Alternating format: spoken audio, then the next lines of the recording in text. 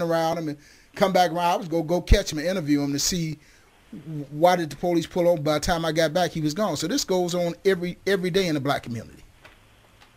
So for us to say that it's giving police a license to pull over Hispanics just because they look Hispanic or they're Hispanic and question their legal status, that's just, a fabrication of the media, and to make it a civil rights issue, you can't make that a civil rights issue.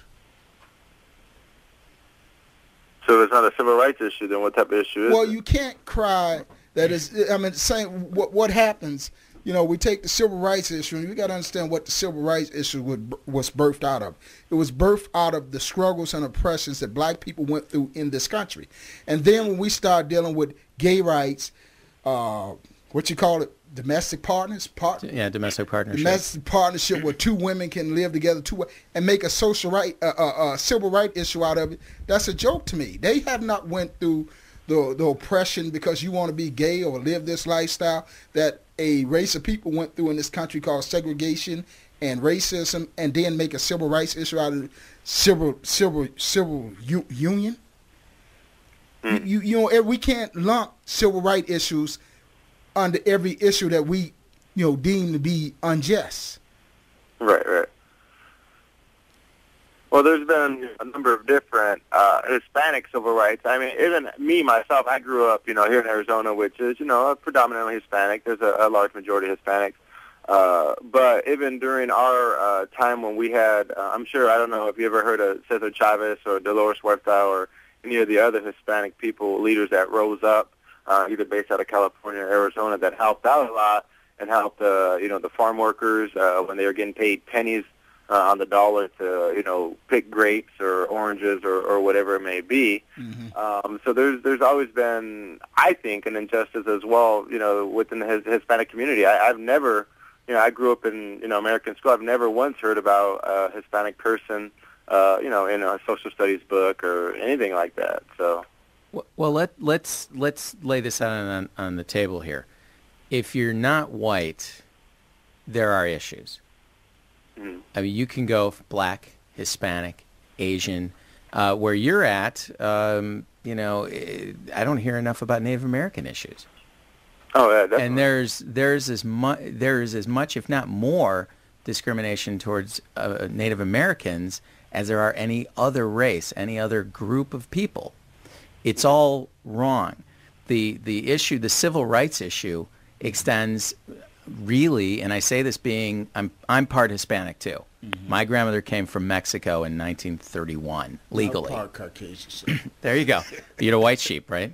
There you go. But here's the issue that you're not bringing up, Coach. Uh-huh. That and I understand your position, and I will say, having lived in a family where someone immigrated legally, I have a problem with illegal aliens. I have a problem with a lot of things that the Hispanic community deems as a requirement and a necessity and everything like that, but that's a whole other show. Mm-hmm.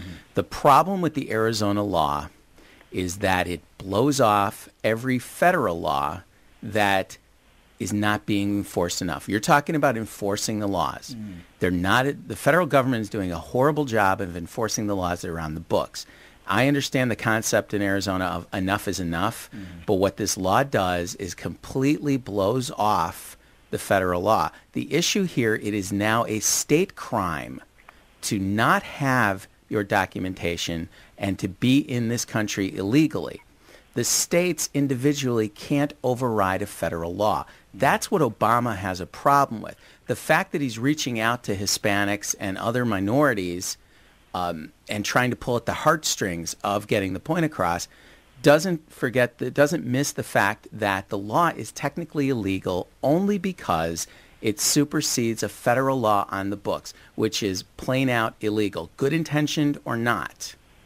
And the way that they have to go about enforcing this, you are opening up a Pandora's box. Because how do you enforce this? I mean, they're going to be pulling over. Who's an immigrant? The thing that was signed either last night or today, the addendum to this law, indicated that it's like the old seatbelt law here in Illinois. The only way someone can be pulled over and questioned for their papers is if they've broken another law. You run a red light, like they ask you for a driver's license and insurance here, they're now going to ask for some sort of proof of citizenship. Mm-hmm. And the problem that I see, you're going to see New Mexico try something like this later. You're going to see all the border states. God help it if California tries it. What's going to wind up happening is you're going to wind up with a national identification card. And there are people that think that in and of itself will cause a whole lot of problems. Well, we're a whole nother subject. We're leaning toward one world government anyway. Right, That's another show, another place. Right. But, I mean, again, we're not...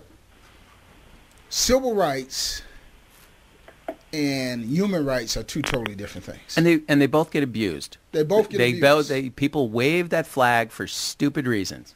Mm-hmm. But, the reality is that it exists everywhere. Yeah. I lived in Mount Prospect at the time when the federal government came down on them because they were profiling Hispanics and pulling them over for no reason. Anytime the Mount Prospect Police Department does any community service program or any law enforcement thing dealing with gangs, and Mount Prospect has about as many gang problems as a number of neighborhoods on the west side do, they have to go to the Justice Department. The only reason you don't know about it is because that story broke about a month before the big Highland Park one did.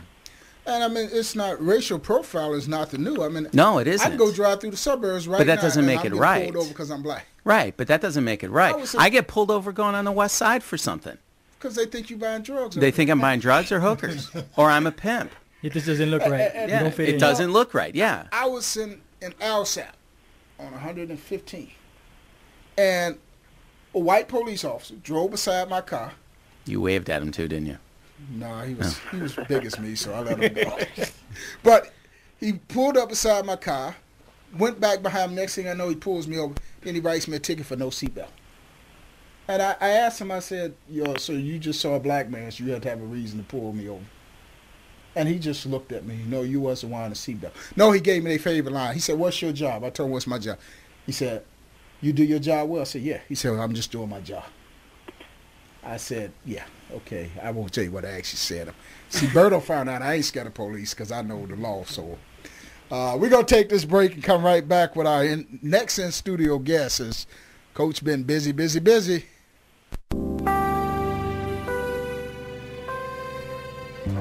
Hey, feel like your business or product lacks the exposure or attention needed to make the big bucks? Well, you can advertise on this network, reaching over 1.2 million listeners. For affordable advertisement rates, contact us at 888-833-7688. That's 888-833-7688. Talk to me with the Coach Michael E. Mayden, streaming live to a worldwide audience, 24/7, www.mem247.com. That's www.mem247.com.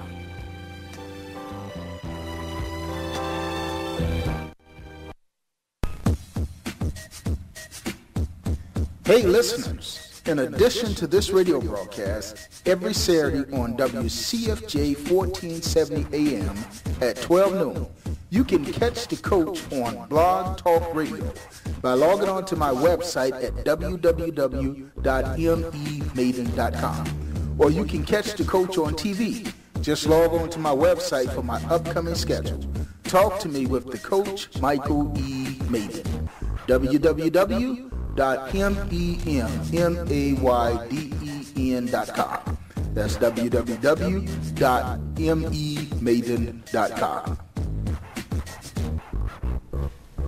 All right, and welcome back to Talk to Me with the Coach, Michael E. Mayden. As we're in the studio today talking about the Arizona immigration bill, and we got Jesse. I ain't going to try that last name. Give us that last name. Iniguez. See, that's what I was going to say, but I just want to let him say it. In the studio, who is the executive director of the Southwest Chamber of Commerce, and he's going to be our resident expert today on this conversation. Now, we were dealing with the fact that Arizona signed a law on illegal immigrations, illegal immigration. And I am in support of the law on the surface, that if you are in this country